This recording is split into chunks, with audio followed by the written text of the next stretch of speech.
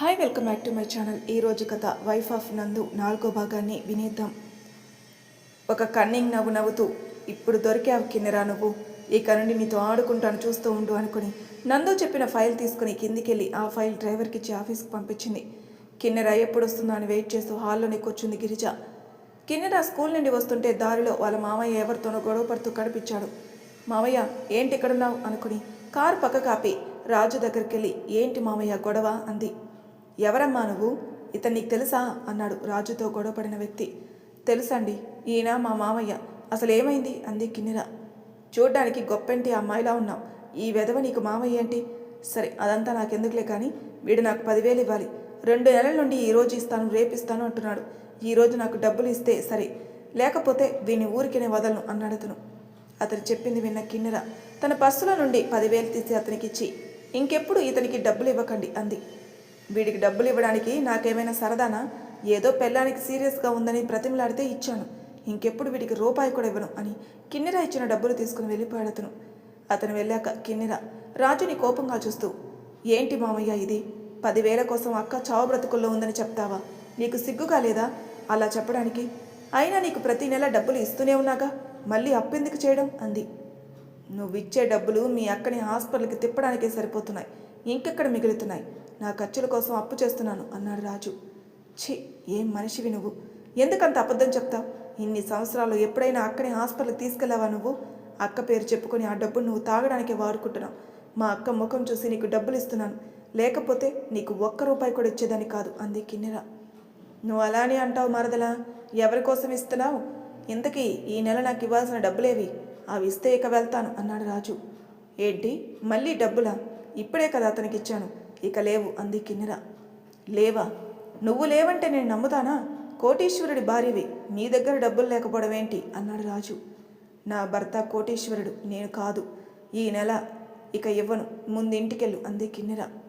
ఓహో, అయితే డబ్బులు ఇవ్వను అంటావు అంతే కదా? సరే వద్దులే, ఇంటికెళ్తా, మీ అక్కతో చాలా పని ఉంది అన్నాడు రాజు. మామయ్య, నీకు ముందే చెప్తున్నాను, అక్కని ఏమైనా అంటే నేను ఊరుకోను. నీకు కావాల్సింది డబ్బే కదా, సాయంత్రం ఇంటికి పంపిస్తా. నువ్వు మాత్రం అక్క మీద చెయ్యి వేయకు. అయినా ఎందుకు మామయ్య అక్కని అలా కష్టపెడతావు? అది నేను ఎంతగా ఇష్టపడుతుందో, నువ్వు మాత్రం దాన్ని అస్సలు పట్టించుకో. మీ పెళ్ళి ఎన్నేళ్ళైంది, ఇప్పుడైనా దానితో ప్రేమతో మాట్లాడావా? దానికి నచ్చినట్లు ఉన్నావా? అది కోరింది కొనిచ్చావా? ఎప్పుడు దాన్ని కొట్టడమే కానీ దాని ఒక భార్యగానే కాదు, మనిషిలా కూడా చూడవు నువ్వు. అంత ఇష్టం లేనప్పుడు దాన్ని ఎందుకు పెళ్లి చేసుకున్నావు అంది కిన్నెర. అవును, నాకు అదంటే ప్రేమ లేదు, ఎందుకో చెప్పనా? నాకు నువ్వంటే ఇష్టం కాబట్టి. నిన్ను పెళ్లి చేసుకుందాం అనుకుంటే దాన్ని నాకిచ్చి కట్టబెట్టారు. పోనీ దాని పిల్లలు పుట్టలేదన్న వంకతో నిన్ను పెళ్లి చేసుకుందాం అనుకున్నాను, కానీ మా బావ, అదే మీ నాన్న, నీకు ఆగమేఘాల మీద పెళ్లి చేశాడు. అందుకే మీ అందరి మీద ఉన్న కోపం దాని మీద తీర్చుకుంటున్నాను అన్నాడు రాజు. మామయ్య, నాకు నువ్వంటే ఇష్టం లేదని నీకు ముందే చెప్పాను కదా, మళ్ళీ ఇదంతా ఏంటి? పాపం అక్క, నువ్వే లోకం అనుకుంటుంది. ఇదంతా మర్చిపోయి దాన్ని బాగా చూసుకో. నీ ప్రవర్తన వల్ల అక్కే కాదు, అమ్మా నాన్నలు కూడా బాధపడుతున్నారు. బాధపడని, ఎవరు బాధపడితే నాకేంటి? నాకు కావాల్సింది నాకు దక్కనప్పుడు ఎవరు ఎలా పోతే నాకెందుకు? నువ్వు సాయంత్రం డబ్బులు పంపించు, లేకపోతే దాని ఫలితం మీ అక్క అనుభవిస్తుంది అని అక్కడి నుండి వెళ్ళిపోయాడు. కిన్నెర వెళ్తున్న రాజుని చూస్తూ, నీ వల్ల ఇక్కడ ఇంతమంది జీవితాలు ఆఘాతంలో ఉన్నాయి అనుకుని ఇంటికి వెళ్ళిపోయింది. కిన్నెర రావడం చూసిన గిరిజ, వచ్చావా, ఉండి నీ సంగతి చెప్తాను అనుకుని పక్కనే ఉన్న విశాలాక్షి గారితో, నానమ్మ ఇది విన్నావా? ఇలాంటిది నేను ఎక్కడా చూడలేదు. మనుషులు రోజు రోజుకి ఎలా తయారవుతున్నారు, జనాలకి పెళ్ళంటే అస్సలు విలువ లేకుండా పోతుంది అంది. దేని గురించే నువ్వు చెప్పేది అందావిడ. ఫోన్లో వచ్చిన న్యూస్ గురించి నానమ్మ. ఒక అమ్మాయి అబ్బాయి పెళ్లి చేసుకున్నారట. అమ్మాయి అబ్బాయి పెళ్లి చేసుకోవడంలో విచిత్రం ఏముందే అంది ఆవిడ. అందులో కాదు నానమ్మ విచిత్రం, అసలైన మ్యాటర్ చెప్తా విను. వాళ్ళ పెళ్ళికి ముందే ఒక అగ్రిమెంట్ రాసుకున్నారు. ఏమని అన్నారు విశాలాక్షి గారు. గిరిజ మాటలు వింటున్న కిన్నెర, ఏంటి వదిన మాటలు ఏదో తేడాగా ఉన్నాయి అనుకుని ఇంకా ఏం చెప్తుందో విందామని గుమ్మం దగ్గర నిలబడింది. పెళ్ళైన సంవత్సరానికి విడిపోవాలనుకుని ముందే ఒక అగ్రిమెంట్ రాసుకున్నారు అంది గిరిజ. ఆ మాట వినగానే కిన్నెరికి అర్థమైంది, గిరిజాకి వాళ్ళ అగ్రిమెంట్ గురించి తెలిసిందని. అసలు విడిపోవాలి అనుకున్న వాళ్ళు పెళ్ళెందుకు చేసుకోవడం? పెళ్లి చేసుకోకుండా ఉంటే ఏ గొడవ ఉండదు కదా, ఈ అగ్రిమెంట్లు అవి ఎందుకు అన్నారు ఆవిడ. వాళ్ళు ఏ పరిస్థితుల్లో అలా చేశారో మనకి తెలియదు కదా అమ్మమ్మ. అవును గిరిజ, అంతా చెప్పావు, వాళ్ళు ఎందుకు అలా చేశారో చెప్పలేదే అంది పావని వాళ్ళ దగ్గరకు వచ్చి కూర్చుని. అగ్రిమెంట్ వరకే తెలుసు కానీ వాళ్ళు ఎందుకు అలా చేశారో తెలీదు. ఖచ్చితంగా తెలుసుకుని మీకు చెప్తానులే అంది గిరిజ. ఎవరో గురించి నీకెందుకే, ఇప్పుడు నీకు రెస్ట్ అవసరం, ఇలాంటివి ఆలోచించకుండా వెళ్ళి పడుకో అన్నారు పార్వతి గారు. అది కాదమ్మా అని గిరిజ ఏదో చెప్తుంటే, గిరిజ అత్తయ్య గారు చెప్పింది నిజం, నువ్వు లేనిపోనివి ఆలోచించి నీ బుర్ర పాడు చేసుకోకు. వాళ్ళెవరో గురించి నీకెందుకు, నువ్వు ఇలా స్ట్రెస్ ఫీల్ అయితే పుట్టబోయే బిడ్డకు మంచిది కాదు అంది పావని. ఇప్పుడు వీళ్ళు ఏం చెప్పినా వినర్లే కానీ మొత్తం తెలుసుకున్నాక అప్పుడు చెప్తాను అనుకుని కిన్నెరిని చూస్తూ తన గదిలోకి వెళ్ళిపోయింది. గిరిజ మాటల్లోనే కాదు చూపుల్లో కూడా తేడా గమనించింది కిన్నెర. వెంటనే వాళ్ళ గదికి వెళ్ళి చూసింది. లోపల ఎక్కడో ఉన్న అగ్రిమెంట్ ఫైల్ బయట ఉండడం చూసి ఆమెకు కన్ఫర్మ్ అయింది గిరిజకి నిజం తెలిసిందని. ఇప్పుడు ఎలా అనుకుని నందుకి విషయం చెప్దామని అతనికి కాల్ చేసింది కానీ అతని ఫోన్ కలవలేదు. ఏం చేయాలని ఆలోచిస్తూ ఆ రోజంతా రూమ్లోనే ఉండిపోయింది. ఏంటి కిన్నెర, ఒంట్లో బాగానే ఉందా? నువ్వు కిందికి రాకపోయేసరికి అమ్మమ్మ అత్తయ్య గారు కంగారు పడి నన్ను ఇక్కడికి పంపించారు అంది పావని. అదేం లేదక్క, ఎగ్జామ్స్ ఉన్నాయి కదా అని చదువుకుంటూ ఉండిపోయాను. పిల్లలు వచ్చారా అంది. వచ్చారు, నీకోసమే చూస్తున్నారు. నువ్వు వస్తేనే కానీ హోంవర్క్ రాయాలట. గిరిజ చెప్తా అన్నా కూడా వినలేదు వాళ్ళు అంది పావని. నువ్వు వెళ్ళి వాళ్ళకు పాలివ్వు, నేను వచ్చి వాళ్ళతో హోంవర్క్ చేయిస్తాను అంది కిన్నెర. పిల్లల్ని చదివిస్తూ మధ్య మధ్యలో వాళ్ళు అడిగే వాటికి సమాధానం చెప్తూ తను కూడా చదువుకుంటుంది కిన్నెర. అప్పుడే నందు శ్యామ్ ఆఫీస్ నుండి వచ్చి సోఫాలో కూర్చున్నారు. శ్యామ్ పిల్లల్ని చూస్తూ, అబ్బో నేను చూస్తుంది కళా నిజమా? వీళ్ళు ఎప్పటి నుండి ఎంత కుదురుగా చదువుకుంటున్నారు అన్నాడు. అంతా మీ మరదల వల్లే, తనే వాళ్ళని అలా మార్చింది అంది పావని. అయినా ఇంకా ఎన్ని రోజులు ఇలా చదివిస్తుందిలే వదిన, తను వెళ్ళాక ఎవరు చదివిస్తారు అంది గిరిజ. గిరిజ అలా అనేసరికి కిన్నెర కంగారు పడింది. వదిన ఏంటి ఇలా మాట్లాడుతుంది? అసలే ముందు నుండి తనకి నేనంటే ఇష్టమే ఉండదు. ఇప్పుడు ఈ వంక దొరికింది. ఇప్పుడు ఇంట్లో వాళ్ళకి ఈ విషయం తెలిస్తే ఎలా రియాక్ట్ అవుతారు? నందు గారికి వెంటనే ఈ విషయం చెప్పాలి, ఇక అంతా ఆయనే చూసుకుంటారు అనుకుంది మనసులో. ఏంటి గిరిజ నువ్వు మాట్లాడేది? తను ఎక్కడికి వెళ్తుంది అంది పావని.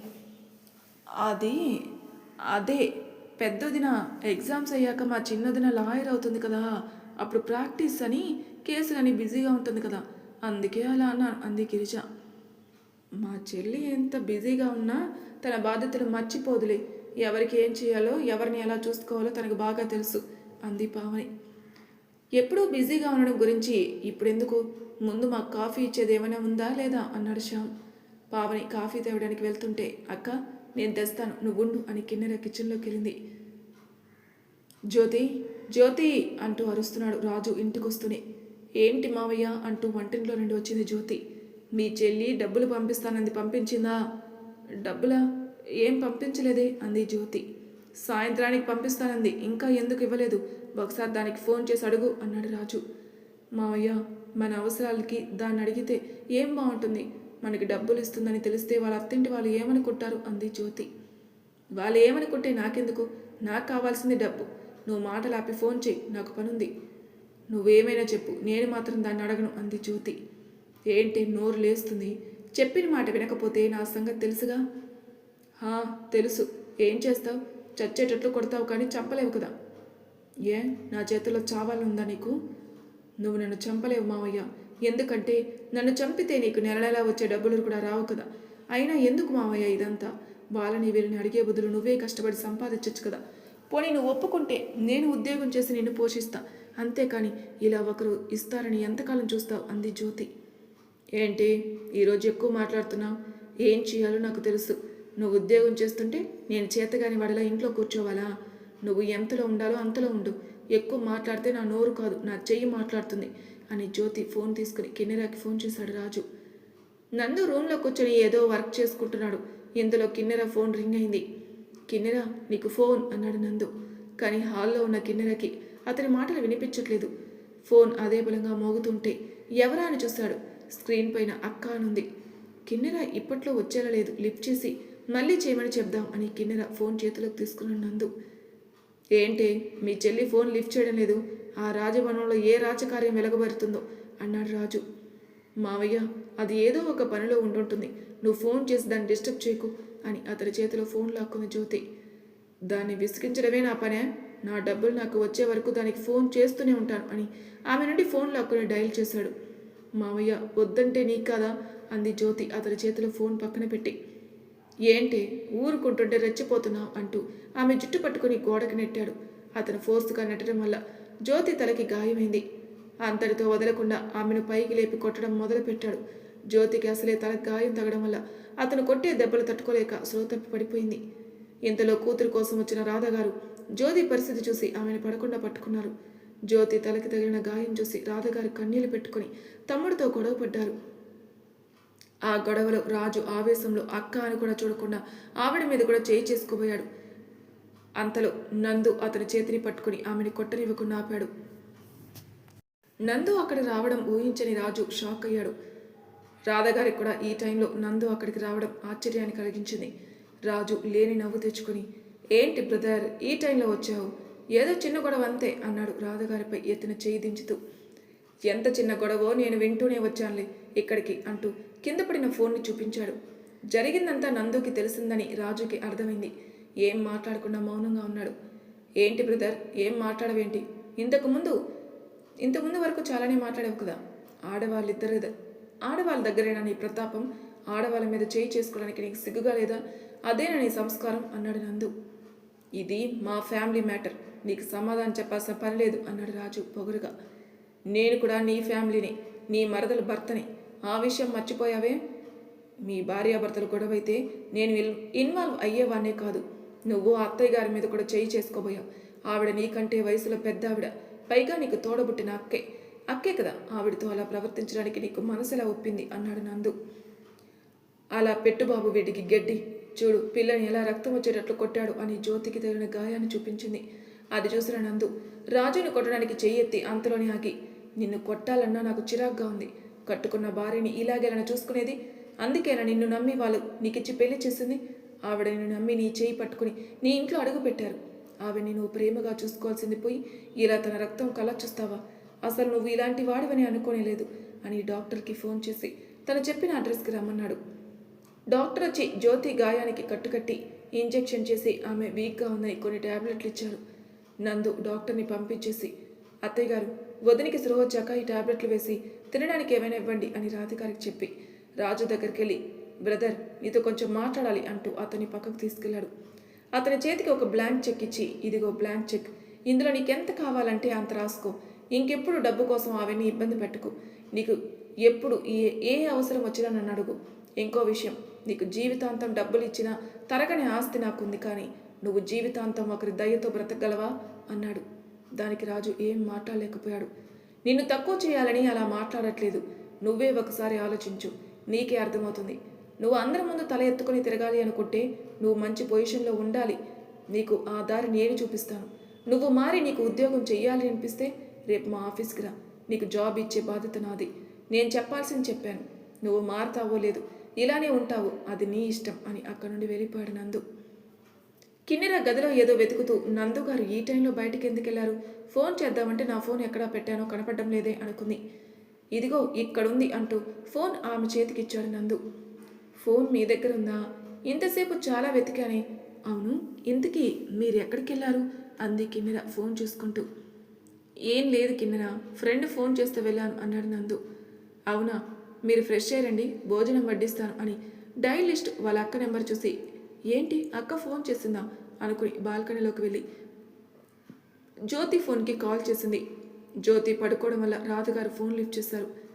ఏంటమ్మా నువ్వు లిఫ్ట్ చేశావు, అక్క లేదా అంది కిన్నెర. అదేంటి నీ కల్లుడు గారు ఏమీ చెప్పలేదా అన్నారు రాధగారు. ఏం చెప్పలేదే, ఏమైంది అంది కిన్నెర. ఆవిడ జరిగిందంతా చెప్పారు. అంతా విన్న కిన్నెర, ఇంత జరిగిందా? నాకు అయినా కూడా కనీసం చెప్పని కూడా చెప్పలేదు. మామయ్య గురించి ఆయన ఏమనుకున్నారు అనుకుని నందు దగ్గరికి వెళ్ళింది. ఏంటి కిన్నెర అలా ఉన్నావు అన్నాడు నందు. అమ్మ నాకు మొత్తం చెప్పింది. మా మామయ్య వలన మీరేమి ఇబ్బంది పడలేదు కదా అంది. అదేం లేదు, అతనితో మాట్లాడాను. అతను కొంచెం మొండివాడే కానీ చెడ్డవాడు కాదు. నేను చెప్పాల్సింది చెప్పొచ్చాను. ఇక అతను మారతాడో లేదో అన్నది అతని విజ్ఞతపై ఆధారపడి ఉంటుంది అన్నాడు. మా మామయ్య మారడం అనేది కల నందు గారు. మేము చాలాసార్లు చెప్పి చూసాం. ఇన్నేళ్ల నుండి మారనివాడు ఇప్పుడు మారతాడన్న నమ్మకం నాకు లేదు. అలా అనుకుంటే ఎలా కిన్నెరా? వినే వాళ్ళకి ఒకసారి చెప్తే చాలు. మీ మామయ్య లాంటి మొండి వాళ్ళకి వినే వరకు చెప్తూనే ఉండాలి. అలా వదిలేస్తే జీవితాంతం ఇలానే ఉంటాడు. అతని ప్రవర్తన వల్ల మీ అక్కే కాకుండా నీ పేరెంట్స్ కూడా బాధపడాలి. అందుకే అతన్ని మార్చడానికి ఒక ప్రయత్నం మనం చేద్దాం. ఏమంటావు అన్నాడు నందు. మీరు చెప్పింది కరెక్టే అంటాను, కానీ మీరు మామయ్యకి బ్లాంక్ చెక్ ఇచ్చారు. ఆయన దాన్ని మిస్యూజ్ చేస్తే అంది కిన్నెర. చెయ్యడు అన్న నమ్మకంతో ఇచ్చాను. నువ్వు ఇక దాని గురించి వదిలే, నేను చూసుకుంటాను. ముందు నాకు ఆకలిగా ఉంది, పద వడ్డించు అన్నాడు నందు. ఈ గొడవలో పడి మీ ఆకలి గురించే మర్చిపోయాను. మీరు ఇక్కడే ఉండండి, నేను వెళ్ళి భోజనం ఇక్కడికే తీసుకొస్తాను అని కిచెన్లోకి వెళ్ళి ఇద్దరి కోసం భోజనం గదిలోకి తీసుకెళ్ళింది. బాల్కనీలో కూర్చొని ఇద్దరు భోజనం చేశారు. భోజనం చేయడం అయ్యాక, నందుగారు మీకు ఒక విషయం చెప్పాలి అంది కిన్నెర. మళ్ళీ మీ మామయ్య గురించేనా అన్నాడు నందు. అది కాదు నందుగారు, మన అగ్రిమెంట్ గురించి వదిలికి తెలిసిపోయింది అంటూ గిరిజ ప్రవర్తన గురించి చెప్పింది. అవునా, నాకు కూడా ఈవినింగ్ తన మాటలు తేడాగా అనిపించాయి, కానీ మన గురించి అనుకోలేదు అన్నాడు నందు.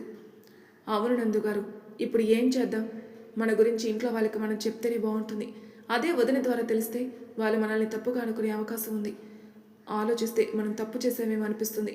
మనం చేసిన పని వలన ఇప్పుడు మన కుటుంబాలు ఎంత బాధపడతాయో తలుచుకుంటేనే భయంగా ఉంది అంది కిన్నెర.